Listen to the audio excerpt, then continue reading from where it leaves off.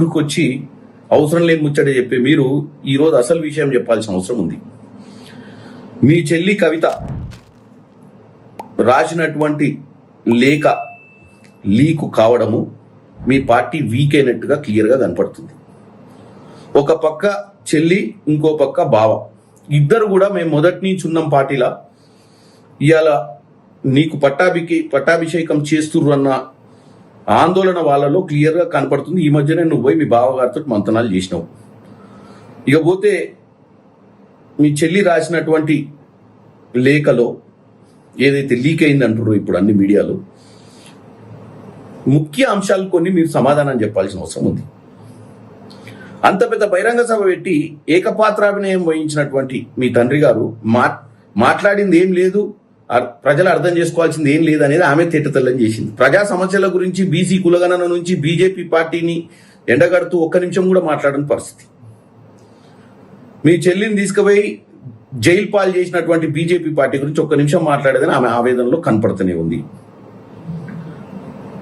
ఆమె చెప్తుంది ఎమ్మెల్సీ ఎన్నికలలో మీరు బీజేపీకి మద్దతు ఇచ్చిర్రు అంటే దీనివల్ల ఏమర్థమవుతుంది, మరి ఆమె ఇప్పుడు పార్టీలో ఉండాలన్నా, ఆమె ఆత్మగౌరవాన్ని దెబ్బతీసినట్టుగా ఆమె లేఖ రాసింది. మరి దీనికి మీరు సమాధానం చెప్పాల్సిన అవసరం ఉంది.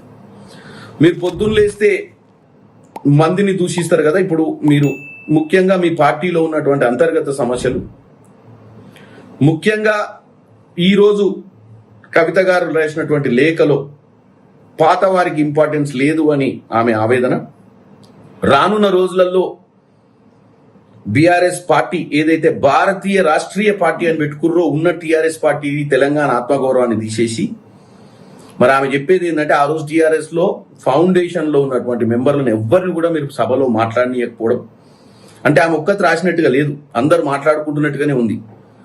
ఎందుకంటే కొత్త వారికి మీరు ఇస్తున్నటువంటి ఇంపార్టెన్స్, పాత వారిని పక్కకు పెట్టినటువంటి పరిస్థితి, ఇవన్నీ కూడా ఈరోజు మీ బీఆర్ఎస్ పార్టీ ఈ లీక్తో వీక్ అయినట్టు మాత్రం క్లియర్గా ఉంది. కాబట్టి కేటీఆర్ గారు, మనం తుపాకీ ముచ్చట్లు మాట్లాడకుండా ఈరోజు వాస్తవాలు బయటకు వస్తున్నాయి. బీఆర్ఎస్లో రాజకీయ కలకల రేగుతున్నట్టుగా కనబడుతున్నది. కవిత గారు రాసినట్టుగా ప్రచారం జరుగుతున్న లేఖ వాళ్ళ పార్టీ అంతర్గత అంశమైనప్పటికీ కూడా అది కాంగ్రెస్ పార్టీ ఏదో చేసింది అని చెప్పినట్టుగా బీఆర్ఎస్ మిత్రులు మాట్లాడడం అనేది హాస్యాస్పదం. కాంగ్రెస్ పార్టీకి ఇలాంటి ఫేక్ న్యూస్ను, లేఖలను ఇతర పార్టీలకు సంబంధించిన అంశాల విషయంలో కల్పించుకోవడం అనేది కాంగ్రెస్ పార్టీ చెయ్యదు. ఒకటి. రెండవది, వారు ప్రస్తావిస్తున్నట్టుగా ప్రచారం అవుతున్న అంశాలన్నీ సోషల్ మీడియాలో కానీ, మెయిన్ స్ట్రీమ్ మీడియాలో కానీ ఈరోజు అది పెద్ద బ్రేకింగ్ ఇష్యూ అయింది. ఆ అంశాల్లో వారు గతంలో చేసిన వివిధ వేదికల మీద చేసిన ప్రకటనలకు ప్రతిరూపంగానే మనకు కనబడుతున్నది. ఒకవైపు రెండవ నాయకుడు లేకపోతే ద్వితీయ శ్రేణి నాయకత్వం వంశంలో బీఆర్ఎస్ కొంత తడబడుతున్నది. కొడుకున అల్లున్న అనే దాని దగ్గరనే తడబడుతున్న క్రమంలో తన అస్తిత్వం అనేది, రాజకీయ అస్తిత్వం అనేది ప్రశ్నార్థకం అవ్వడమా, లేకపోతే ప్రత్యామ్నాయ ఏర్పాట్లు కవిత గారు చూసుకోవడమా అనే దిశగా చర్చలు జరుగుతున్నాయి ఈ మధ్య కాలంలో. సో వరంగల్ సభ దానికి వేదికగా కావడం అనేది ఇప్పుడు వాళ్ళ మధ్యన చిచ్చు రేగుతున్నట్టుగా కనబడుతున్నది.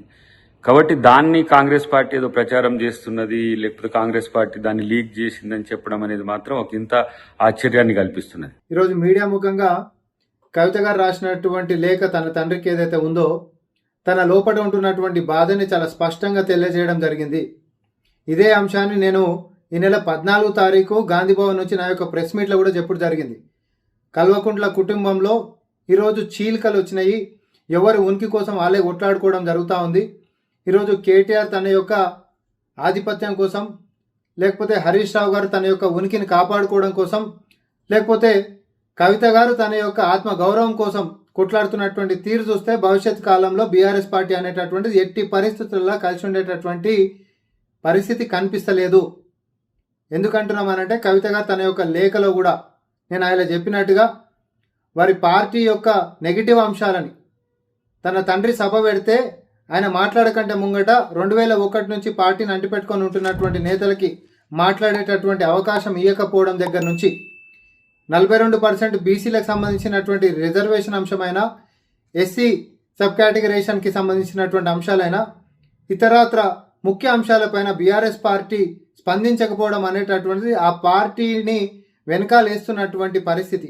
అంతేకాదు తను జైలుకు పోవడానికి కారణమైనటువంటి బీజేపీ పార్టీ పైన అంతు చూస్తామని, వారి సంగతి చూస్తామని చెప్పి శపథం తీసుకున్నటువంటి కవిత గారి యొక్క నోరు నొక్కేసినటువంటి పరిస్థితి కూడా పరోక్షంగా తన యొక్క లేఖలో తన యొక్క అసంతృప్తిని వారి యొక్క తండ్రి గారికి తెలియజేయడం జరిగింది. బీజేపీ మీద మనం గట్టిగా కొట్లాడితే బాగుంటుంది, బీజేపీ మీద మనం కొట్లాడకపోవడం అనేటటువంటిది మనము కలిసే ఉన్నాం అనేటటువంటి అంశం ప్రజలు మాట్లాడుకుంటున్నారు అనేటటువంటివి ఖచ్చితంగా తన లోపట ఉంటున్నటువంటి అసంతృప్తి. కానీ అసలు వాస్తవం ఏంటంటే ఎట్టి పరిస్థితులలో బీఆర్ఎస్ పార్టీ బీజేపీని తిట్టదు, బీఆర్ఎస్ పార్టీ బీజేపీకి వ్యతిరేకంగా కొట్లాడదు. తన యొక్క కన్న కూతురు ఒకవేళ బీజేపీ మీద కొట్లాడతామన్నా రాజకీయం నుంచి పక్కన పెడతారే తప్ప బీజేపీ మీద కొట్లాడేటటువంటి దుస్సాహసం బీఆర్ఎస్ పార్టీ కేసీఆర్ కానీ, కేటీఆర్ కానీ, హరీష్ రావు కానీ చెయ్యరు. భవిష్యత్తులో కూడా ఈ పార్టీలో ఎవరైనా బలంగా కానీ వాళ్ళు కొట్టుకొని ఇంకేదైనా కానీ రాజకీయంగా ఎవరైతే బలంగా తయారవుతారో వాళ్ళతో బీజేపీ కలిసిపోయేటటువంటి యొక్క నిర్ణయాలు చాలా స్పష్టంగా మనకు కనిపిస్తూ ఉన్నాయి. నేను తెలంగాణ ప్రజలకు ఒకటే చెప్పదలుచుకున్నా, ఏంటిదంటే తెలంగాణలో రానున్నటువంటి కాలంలో బీఆర్ఎస్ పార్టీ అనేటటువంటిది మాత్రం గతంలో ఉంటున్నటువంటి విధంగా కుటుంబ సభ్యులందరూ సంఘటితంగా కొట్లాడేటటువంటి అంశమే లేదు. ఒకవేళ కొట్లాడినా పైన చూపించేటటువంటి డ్రామానే తప్ప మేడిపండు లెక్క పైకి మాత్రమే మేలిమిగా కనిపించుకుంటా పొట్ట ఇప్తే మాత్రం అంత పురుగుల కథనే ఈరోజు బీఆర్ఎస్ పార్టీది ఉంది అనేటటువంటిది మళ్ళొకసారి స్పష్టం చేస్తా ఉన్నాం.